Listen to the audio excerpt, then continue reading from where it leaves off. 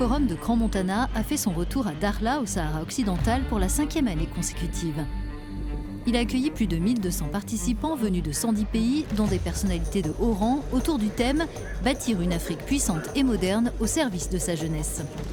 Cette édition voulait donner la parole aux jeunes, qui représentent 79% de la population du continent africain.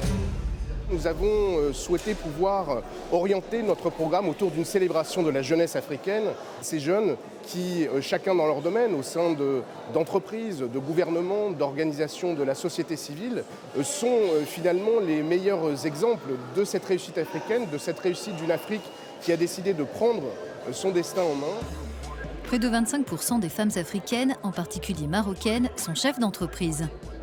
Des échanges dédiés à la promotion des femmes en Afrique étaient co-présidés par Ajboua Zouber, qui dirige la fondation Fos Boukraa, implantée au Sahara occidental.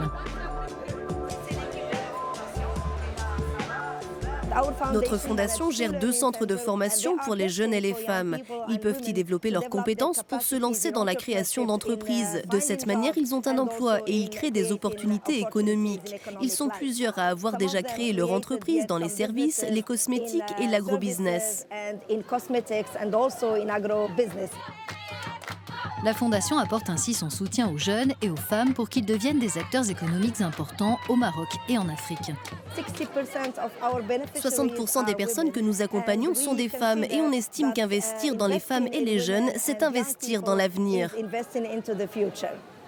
Le programme Bourse d'Excellence donne aux bénéficiaires l'opportunité de rejoindre de grandes écoles marocaines et internationales. À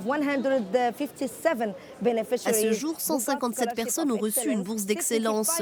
75% d'entre elles ont rejoint des établissements secondaires et universitaires internationaux et certains sont devenus médecins, d'autres entrepreneurs et ainsi ils participent au quotidien au développement de leur région.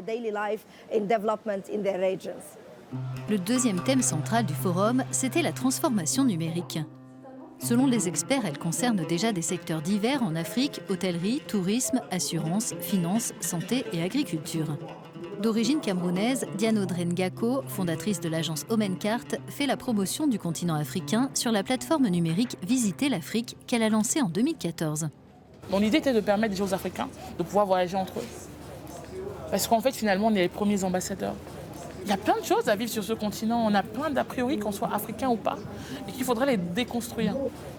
Donner aux Africains d'être fiers de chez eux. Selon la jeune femme, l'Afrique est devenue un territoire où se construisent de belles histoires numériques, notamment en matière d'applications mobiles. Vous avez des applications qui permettent de suivre le cours de nos produits agricoles. Et lorsque le trader vient vous prendre 1 tonne de café, 100 kilos de plantain, vous leur dites « Ah ben non, sur le marché aujourd'hui, ça vaut ça ». Le digital nous donne confiance, ça nous permet aussi en tant que jeunes Africains de nous connecter, de nous dire que, écoute, toi qui es en Mauritanie, tu as exactement les mêmes problèmes que moi qui suis au Mali, mais avec ton background et mon background, on peut trouver un environnement qui nous rassure, qui nous permet de toujours croire et de toujours rêver.